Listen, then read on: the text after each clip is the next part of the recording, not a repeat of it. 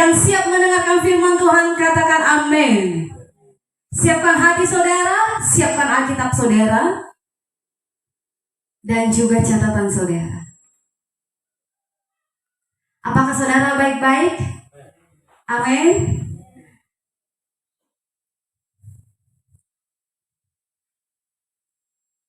Baik Bapak Ibu Saudara yang terkasih, judul firman Tuhan kepada kita pada pagi hari ini, Allah mengenal setiap kehidupan.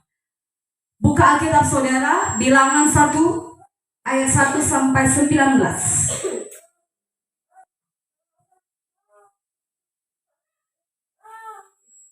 Sekali lagi Bilangan 1 ayat 1 sampai 19. Kita akan membacanya bergantian. Saya ayat yang pertama dan selanjutnya jemaat Tuhan. Sudah dapat? Sudah dapat Bapak Ibu Saudara? Oke. Tuhan berfirman kepada Musa di padang gurun Sinai dalam kemah pertemuan pada tanggal 1 bulan yang kedua dalam tahun yang kedua sesudah mereka keluar dari tanah Mesir. Jemaat Tuhan.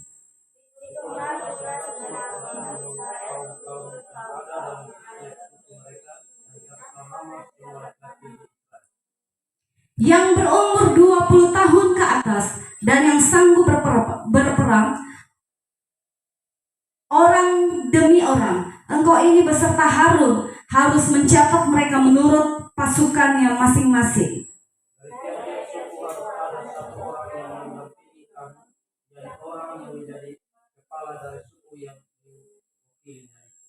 Dan inilah nama semua orang yang harus mendampingi kamu. Dari suku Ruben, Elisur bin Sedeur.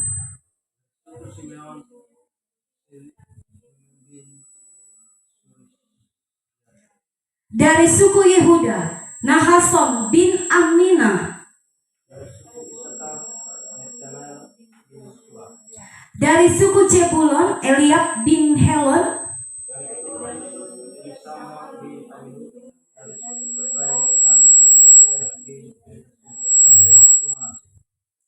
Dari suku Benyamin, Abinan bin Gideoni.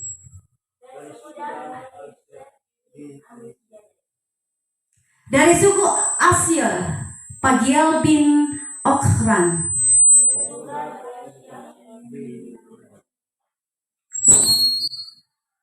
Maaf saudara ya, sampai ayat mana tadi? 16. Itulah orang-orang yang dipilih dari umat itu, masing-masing sebagai pemimpin dari suku bapa leluhurnya. Mereka inilah kepala-kepala pasukan Israel.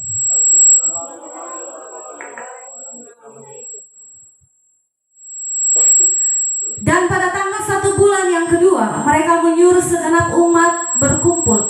Kemudian silsilah orang-orang Israel disusun menurut kaum-kaum yang ada dalam setiap suku mereka. Sedang nama-nama mereka yang berumur 20 tahun ke atas dicatat orang demi orang.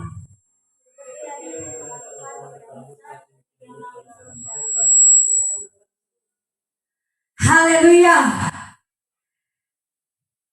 Baik Bapak Ibu Saudara yang terkasih, judul firman Tuhan kepada kita, Allah mengenal setiap kehidupan. Allah mengenal pribadi saudara. Allah mengenal hidup saudara. Allah mengenal kepunyaannya atau miliknya. Dan kadangkala Bapak Ibu Saudara yang terkasih, di tempat-tempat keramaian bisa saja menjadi tempat yang terasa sunyi bagi kita. Bahkan kita merasa kesepian berada di kumpulan orang-orang banyak. Saat kita berada di bus atau di oto, di dalam kapal, di dalam pesawat, dan juga saudara kekasih, ya, di mall. Kalau di sini tidak ada mall ya. Di warung, di toko, supermarket, dan lain sebagainya. Mungkin bisa juga kita tidak mengenal mereka. Apalagi kalau kita pemalu dan sulit bagi kita untuk mencari teman. Dan itulah saatnya kita merasa kesepian dan merasa sendiri. Tidak ada yang mengenal kita. Kita tidak mengenal pribadi mereka. Kita tidak mengenal apakah mereka orang baik atau orang jahat. Kita tidak mengenal apa yang akan mereka perbuat, apa yang mereka kerjakan, status mereka apa, kedudukan mereka apa.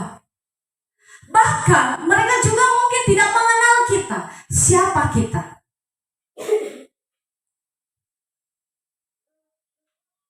Itu menandakan bahwa manusia tidak mengenal setiap kehidupan, karena manusia terbatas adanya. Katakan amin. Orang yang terdekat dengan kita, kita tidak tahu apa yang sedang dipikirkannya. Bahkan apa yang sedang dikerjakannya, kecuali kalau ada pemberitahuan kepada kita. Itu menandakan bahwa manusia itu tidak mengenal setiap kehidupan manusia. Karena memang manusia itu terbatas, kecuali Allah, karena Allah kita tidak terbatas. Katakan amin. Jadi Allah kita mengenal setiap kehidupan. Allah mengenal pribadi saudara. Walaupun kita di tengah-tengah keramaian orang, jangan saudara pikir Tuhan tidak melihat saudara. Sampai kedalaman hati saudara pun Tuhan dapat melihat.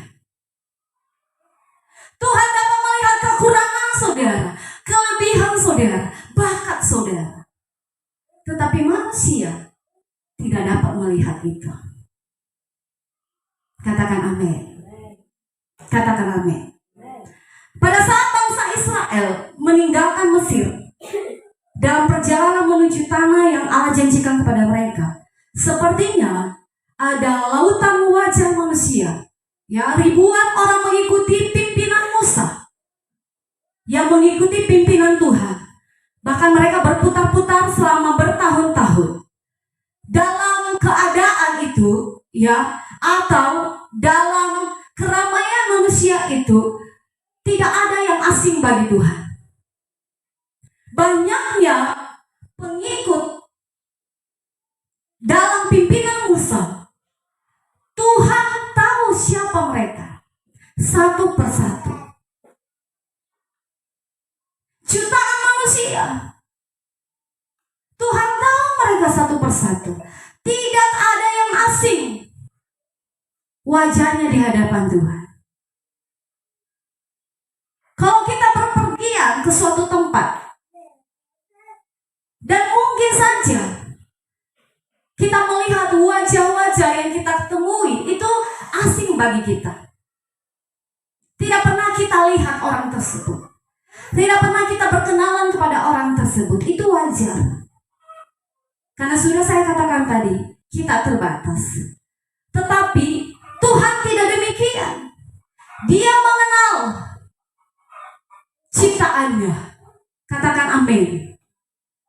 Kita bukan orang asing di hadapan Tuhan. Sebanyaknya orang Kristen di dunia ini yang mengikut Tuhan Kristus Yesus, wajah kita semua tidak asing sama Tuhan. Dia melihat saudara. Dia memperhatikan saudara. Katakan amin. Katakan amin. Mana suaranya? Katakan amin. Singkatnya saudara, kalau kita mengikuti satu pertemuan atau katakanlah itu sebuah ibadah KKR, dan tentunya itu dikerumuni banyak orang, pendeta yang khotbah di depan tidak mengenal kita. Karena memang kita tidak pernah ketemu dengan dia. Bahkan orang-orang di sekeliling kita, kiri kanan depan belakang, mungkin saja kita tidak mengenal mereka. Wajah mereka asing bagi kita. Tetapi Tuhan melihat dari atas. Dia melihat kepada saudara. Ketika saudara mengangkat tangan, ketika saudara berdoa, ketika saudara memuji Tuhan, dia melihat saudara. Katakan amin. Katakan amin. Dia melihat kepada kita, saudara yang terkasih. Walaupun banyak orang yang datang beribadah, kalau di tempat ini kita masih sedikit. Pastinya kami di depan mengenal saudara. Dan jauh daripada itu, Tuhan lebih mengenal saudara. Katakan amin. Katakan amin. Jadi saudara yang terkasih, ya, Allah memerintah Musa untuk menghitung dan mengelompokkan bangsa Israel. Bilangan adalah kitab dalam Alkitab di mana kita akan menemukan sederetan panjang nama-nama yang sudah dilafalkan dan di deretan silsilah yang panjang. Kita mungkin bertanya-tanya untuk apa semua nama dan angka-angka itu. Kalau kita membaca kitab bilangan, di situ kita akan menemukan sejarah suku demi suku. Kalau giliran kita membaca schedule kita, kadangkala di pasal atau di kitab bilangan kita jarang membacanya, karena itu semuanya silsilah. Dan mulailah pertanyaan timbul dalam pikiran kita, untuk apa semuanya itu? Apa perlukah demikian? Tentunya perlu. Mengapa harus dicantumkan nama dan angka-angka dalam Alkitab? Yang pertama, karena setiap pribadi berharga di mata Tuhan. Katakan amin. Sekali lagi, mengapa harus dicantumkan nama dan angka-angka dalam Alkitab? Yang pertama, karena setiap pribadi berharga di mata Tuhan. Nama-nama ini mengingatkan kita bahwa setiap pribadi berharga di mata Tuhan. Tidak ada orang yang tidak dikenal Allah atau tidak penting baginya. Semua orang berharga di mata Tuhan karena diciptakan serupa dan segambar dengan Allah. Di Indonesia ada yang namanya sensus penduduk. Itu artinya kita bagian dalam Indonesia. Kita berarti, kita penting di Indonesia. Walaupun mungkin status kita rendah, tetapi kita bagian Indonesia. Di sekolah dicatat nama-nama muridnya. Itu penting supaya guru mengetahui muridnya. Itu artinya murid itu penting bagi guru. Bagi kita di tempat ini dicatat keanggotaan gereja. Itu penting supaya gembala mengetahui jemaatnya dan didoakan. Itu penting. Itu artinya saudara itu sangat berharga. Saudara itu sangat penting untuk kerajaan surga. Katakan amin. Karena kita ciptaan Tuhan yang paling mulia, yang paling berharga. Walaupun di sekitar kita, saudara yang terkasih, ya, banyak yang menolak kita, meremehkan kita, mencela kita. Bahkan kalau kita, ya, kedudukannya agak lebih rendah dari mereka, mulailah mereka menyindir kita. Status kita mulai mungkin rendah daripada mereka. Tidak masalah. Karena kita tahu kita berharga di mata Tuhan. Katakan amin. Katakan amin. Jangan kita putus asa dan menganggap kita itu hidup sendiri.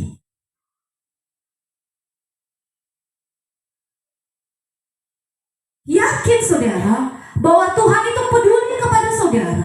Sekalipun orang lain tidak peduli kepada saudara, apalagi kalau kita melakukan kebenaran firman. Mereka menganggap itu kita sok-sokan, kita sok pintar, sok jago dan lain sebagainya. Tetapi ketahuilah, Allah mengenal pribadi saudara. Allah mengenal setiap kehidupan. Allah mengenal apa yang saudara kerjakan. Kalau itu sesuai dengan kehendak Tuhan, apapun kata orang, Tuhan akan menolong saudara. Tuhan beserta dengan saudara. Saudara tidak sendiri. Katakan amin. Katakan amin.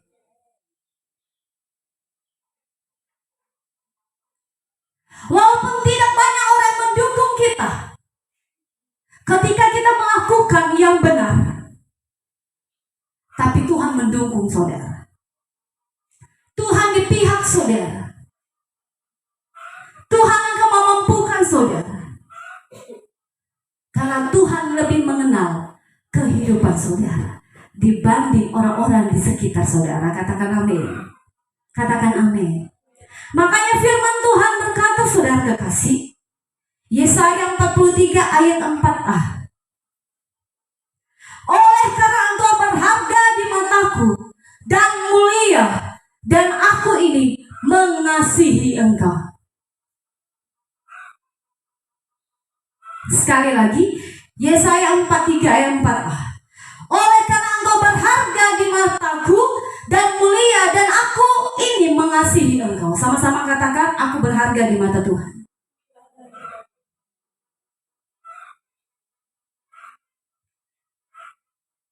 Jadi saudara yang terkasih, ya jangan kita rendah diri. Jangan kita berkata, saya ini tidak layak. Saya ini tidak mampu. Saya dianggap rendah dan lain sebagainya. Kita harus percaya diri, katakan amin. Oh, seorang berkata saya tidak cantik, saya tidak ganteng, teman-teman saya menjelekkan saya. Percaya dirilah, karena saudara ciptaan Tuhan yang paling mulia dan paling cantik dan ganteng, katakan amin. Jadi dalam hidup ini tidak ada yang perlu kita khawatirkan. Karena kita tahu Tuhan sangat peduli kepada kita. Karena kita berharga di mata Tuhan. Orang lain boleh tidak menganggap kita. Orang lain boleh tidak menghargai kita. Orang lain boleh mengejek kita. Itu tidak masalah. Karena kita tahu Tuhan menerima kita apa adanya. Katakan amin. Ketika kita datang kepada Tuhan, Tuhan tidak mempersoalkan apa status kita, apa kedudukan kita di dunia ini, seberapa banyak kekayaan kita. Tuhan tidak mempersoalkan itu. Ketika kita datang kepada Tuhan, Tuhan menyambut kita, katakan amin. Makanya dikatakan Lukas 15 ayat 10. Ketika kita lahir baru, menerima Tuhan Yesus, beribu-ribu malaikat bersorak-sorak di hadapan Tuhan. Katakan amin. Sebegitulah saudara berharga di mata Tuhan. Saudara jauh lebih berharga dari apapun yang ada di dunia ini. Saudara jauh lebih berharga di hadapan Tuhan. Beberapa bulan yang lalu kita sudah belajar bahwa tubuh ini, hidup ini yang paling penting, yang paling berharga di hadapan Tuhan.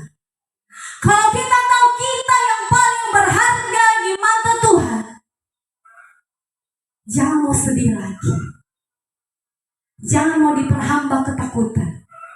Jangan mau diperhamba oleh persoalan, oleh tekanan dari teman-teman saudara, perkataan-perkataan yang tidak menyenangkan. Jangan mau diperhamba lagi. Karena saudara jauh lebih berharga di hadapan Tuhan. Katakan amin. Katakan amin. Kita begitu berharga sampai Tuhan Yesus datang ke dunia untuk mencari kita yang terhilang. Katakan amin. Dia rela mati di kayu salib untuk menyelamatkan kita dari dosa dan pelanggaran kita. Dia mencari kita. Dia menyelamatkan kita. Kita berharga di mata Tuhan.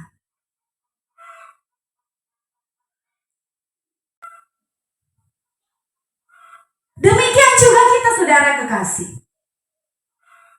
Walaupun orang lain tidak peduli kepada saudara, tidak memperhatikan saudara, jangan saudara kecewa. Atau bisa jadi pemimpin saudara pada waktu-waktu tertentu mungkin tidak memperhatikan saudara, saking mungkin sibuk. Tidak memperhatikan apa yang sedang saudara rasakan.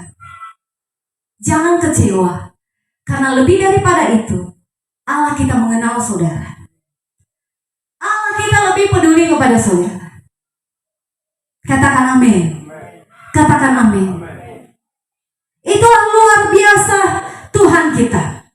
Seperti gembala menemukan dombanya yang telah hilang, atau seorang wanita yang menemukan kembali dirhamnya. Tentunya mereka sangat bersuka cita ketika mereka menemukan kembali sesuatu yang paling berharga yang mereka miliki. Dan Tuhan juga, saudara kekasih, sangat bersuka cita Tuhan menemukan kita yang paling berdosa ini, yang seharusnya kita tidak layak, tetapi karena kasih Tuhan, Tuhan melayakkan kita. Dan surga bersuka cita. Katakan amin. Surga bersuka cita kalau kita datang kepada Tuhan. Dan sebaliknya juga, surga sedih kalau kita meninggalkan jalan Tuhan. Kalau kita tidak melakukan sesuai apa yang Tuhan kehendaki. Jadi sangat penting, saudara kekasih.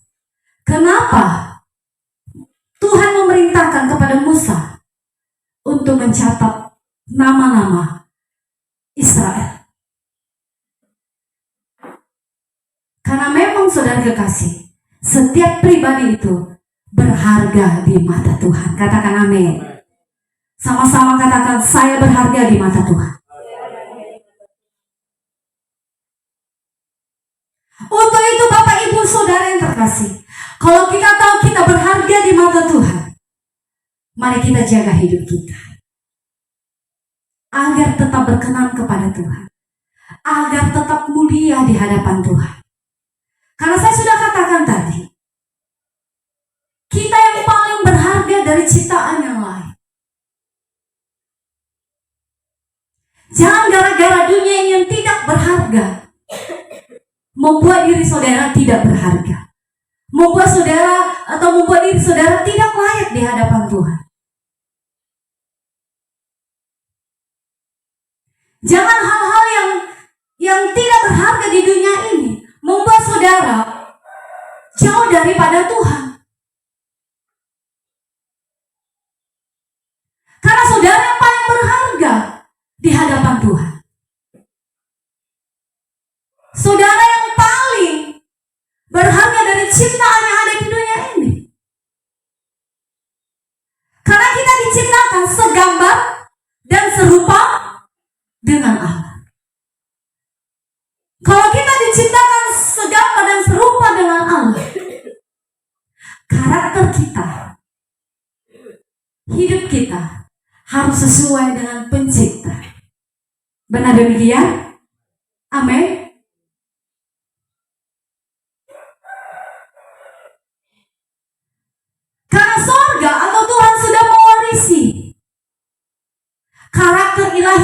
diri saudara.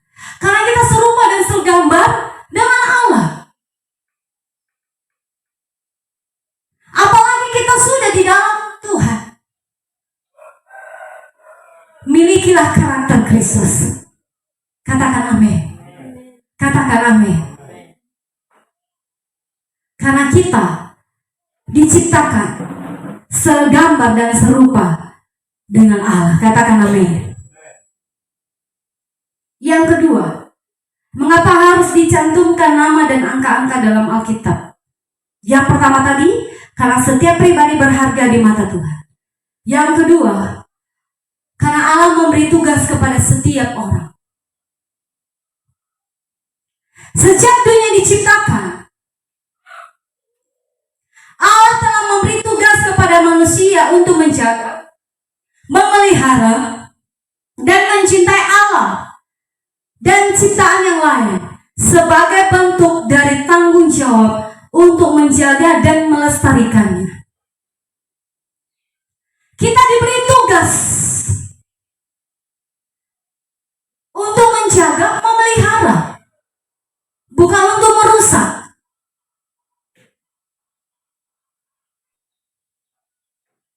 Apa yang menjadi tanggung jawab kita di hadapan Tuhan? Anak-anak yang sudah dipercayakan kepada kita, apa tanggung jawab kita? Tanggung jawab utama kita mendidik mereka di dalam Tuhan. Itu adalah kebutuhan yang terpenting, kebutuhan rohani. Kebutuhan jasmani tentunya pasti kita akan memenuhi kebutuhan mereka, memperhatikan kebutuhan mereka. Tetapi jauh daripada itu, kebutuhan yang perlu kita memperhatikan adalah kebutuhan rohani mereka. Kenapa saudara? Karena anak-anak itu perlu diperhatikan, dididik sejak dini. Sehingga di hati mereka sudah tertanam cinta akan Tuhan. Sehingga tidak mudah bagi mereka untuk menjauh dari hadapan Tuhan. Tidak mudah bagi mereka untuk meninggalkan jalan Tuhan. Tidak mudah bagi mereka untuk melakukan hal-hal yang tidak sesuai dengan kehendak Tuhan. Jangan dulu kita lihat di kota-kota besar, di daerah kita. Banyak anak muda kita yang melakukan hal-hal yang tidak sesuai dengan firman. Saya percaya sejak dini tidak ditanamkan firman Tuhan. Orang yang ditanamkan firman Tuhan sejak dini bisa saja juga mereka melakukan yang tidak sesuai dengan kehendak Tuhan. Karena terpengaruh dengan pergaulan. Apalagi kalau anak-anak itu tidak dididik sejak dini. Jadi kita harus tahu sebagai orang tua, tugas kita itu apa? Bukan hanya tugas untuk memenuhi kebutuhan mereka. Tanpa diberi tugas pun demikian. Memang itu tanggung jawab kita sebagai orang tua.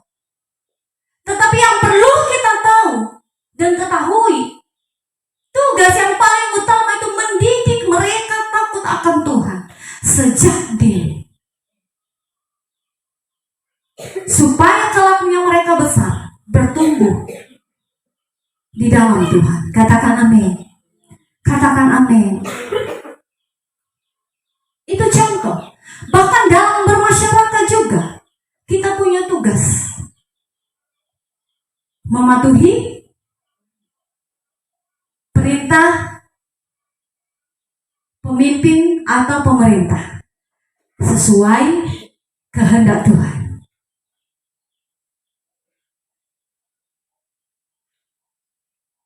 Begitu saudara. Dalam pelayanan juga demikian. Kita diberi tugas untuk melakukan setiap kebenaran firman Tuhan. Katakan amin. Katakan amin.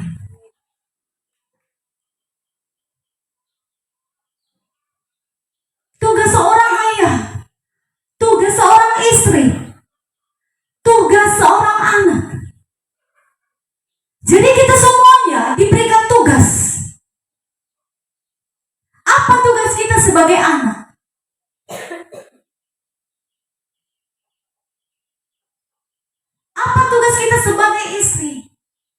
sebagai suami. Dan kalau kita mengetahui itu, kita harus mengerjakannya dengan sebaik-baiknya. Karena itu merupakan tugas dan tanggung jawab kita.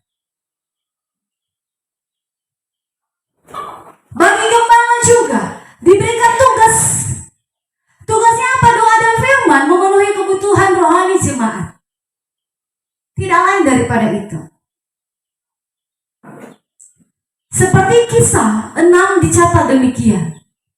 Itulah tugas gembala, tugas pelayan.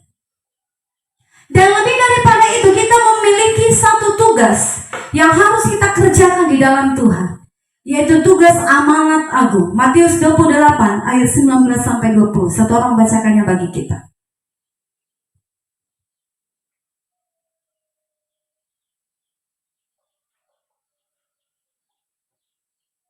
Matius 28, 19-20.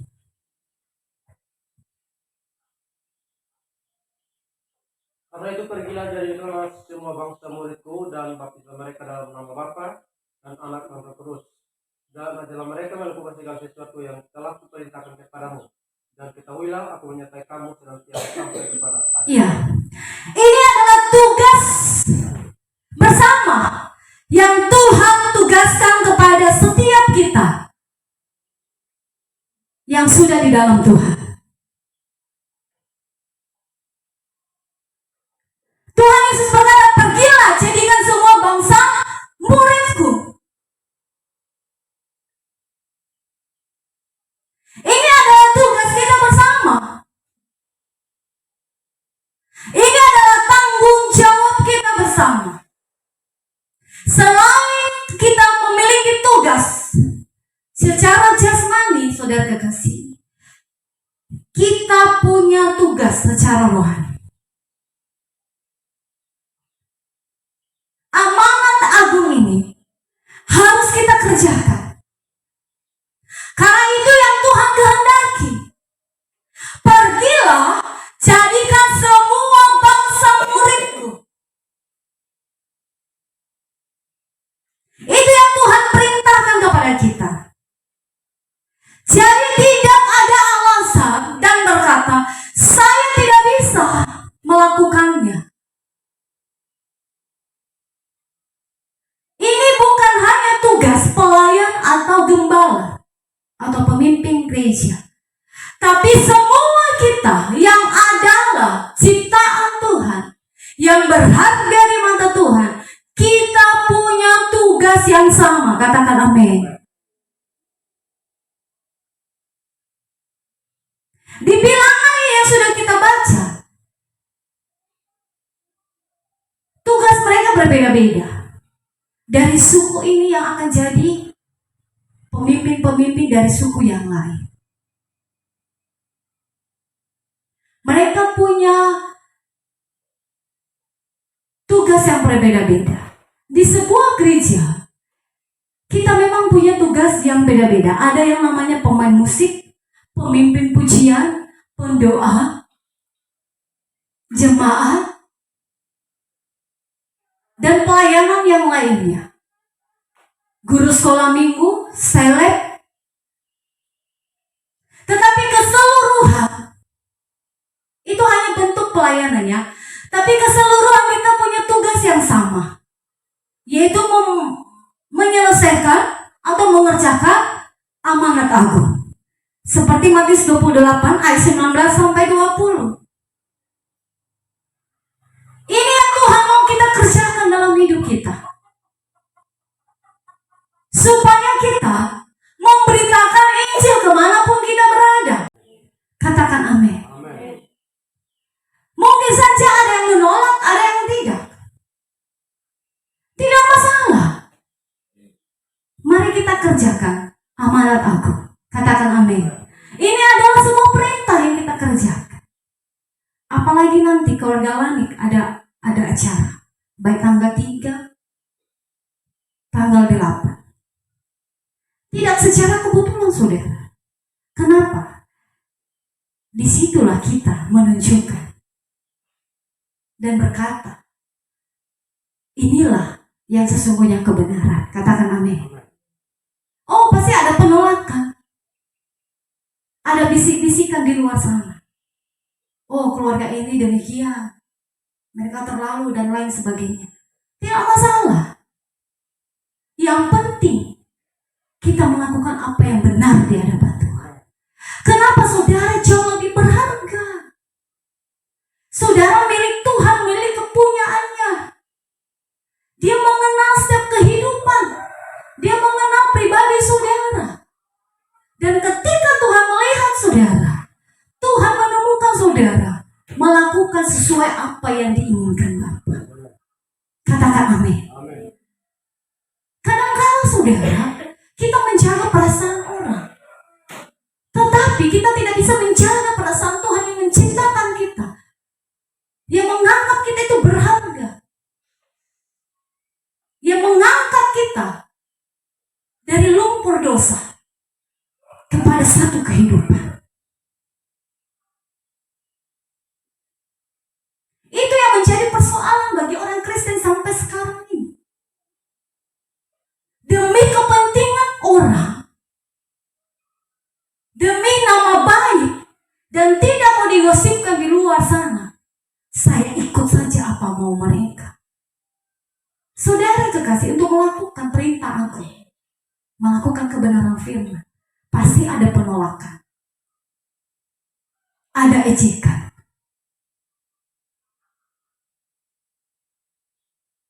Jangan saudara merasa sendiri. Bagaimana ini Tuhan? Ketika kita di pihak yang benar, pembelaan kita itu bukan dari manusia. Pembelaan kita itu dari Tuhan. Katakan amin. Saya sudah katakan tadi, kita diciptakan segambar dan serupa. Dan karakter Kristus itu ada di dalam saudara. Benih ilahi itu, benih kebenaran itu ada di dalam diri saudara. Tunjukkanlah saudara benar-benar ciptaan yang mulia di hadapan Tuhan. Katakan amin. Melalui pribadi saudara, Kristus itu dimuliakan. Karakter Kristus itu nampak. Dari awal sudah saya katakan, sekalipun banyak orang yang tidak memperhitungkan hal itu, tapi Tuhan memperhitungkan hal itu. Katakan amin. Katakan amin. Di sekolah anak-anak pemuda di sini, kalau engkau hidup benar, Tuhan memperhitungkan. Aduh, gimana Tuhan? Saya sendiri melakukan kebenaran di sini. Kawan saya semuanya kacau. Tidak masalah. Di tempat keramaian pun saudara hanya sendiri melakukan kebenaran. Tidak masalah. Karena Tuhan melihat saudara. Tuhan mengenal setiap kehidupan. Tuhan mengenal ciptaannya. Tuhan mengenal kepunyaannya. Untuk itu, tunjukkan pada dunia bahwa saudara sudah hidup baru di dalam Kristus. Bahwa saudara benar-benar ciptaan Tuhan. Katakan amin. Kemewahan dunia ini hanya sementara, saudara. Keinginan dunia ini hanya sementara, akan lenyap. Dia tidak akan betah. Mungkin dia akan memberikan pengharapan sesaat, kepuasan sesaat, tapi itu akan menjerumuskan saudara kepada maut. Itu tidak akan menjamin satu kehidupan untuk saudara.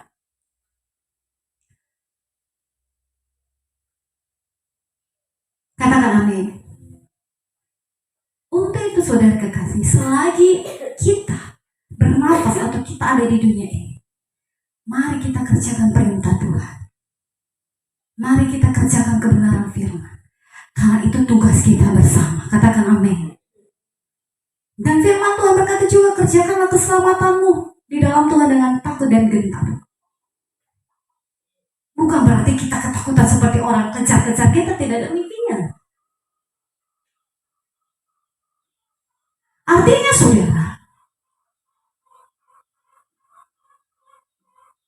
segala sesuatu yang kita putuskan, yang kita kerjakan, harus sesuai dengan kebenaran firman. Karena kita takut akan Tuhan. Katakan amin. Katakan amin. Jadi Tuhan Allah memberikan tugas kepada setiap orang itu sejak dunia ini diciptakan. Contoh di Alkitab, Allah memberi tugas kepada Nuh membuat batra. Allah memberi tugas kepada Musa mengeluarkan bangsa Israel dari perbudakan Mesir. Allah memberi tugas kepada Daud menjadi raja atas bangsa Israel. Dan seterusnya, sampai ke generasi kita. Tuhan memberikan tugas kepada kita untuk memberitakan Injil. Katakan amin. Itu tugas kita. Jangan kita lupa itu. Kita hanya sementara di dunia ini, saudara. Tidak ada yang kekal. Tapi kalau kita melakukan amanat agung, itu kekal. Itu dicatat di surga. Nama-nama manusia aja, bilangan-bilangan, angka-angka dicatat Tuhan. Apalagi kalau saudara melakukan kebenaran, itu dicatat. Apalagi saudara melakukan kebenaran firman, itu dicatat. Katakan amin. Sejak kita mendaftar untuk masuk kerajaan sorga, nama saudara sudah dicatat. Dan saudara diperhatikan. Tuhan Yesus melihat saudara. Katakan amin. Katakan amin. Mari kita kerjakan bersama-sama tugas ini. Ini tidak sulit. Ini gampang. Karena kita memberitakan bukan merek gereja atau organisasi. Kita memberitakan firman. Mau dia datang nanti di tempat pelayanan kita, itu tidak masalah. Milik Tuhan. Itu dia saudara. Jadi mari kita jadi berkat. Jadi teladan. Karena kita semua berharga di mata Tuhan. Orang lain di sekitar kita juga berharga di mata Tuhan. Mari kita perlakukan mereka dengan benar.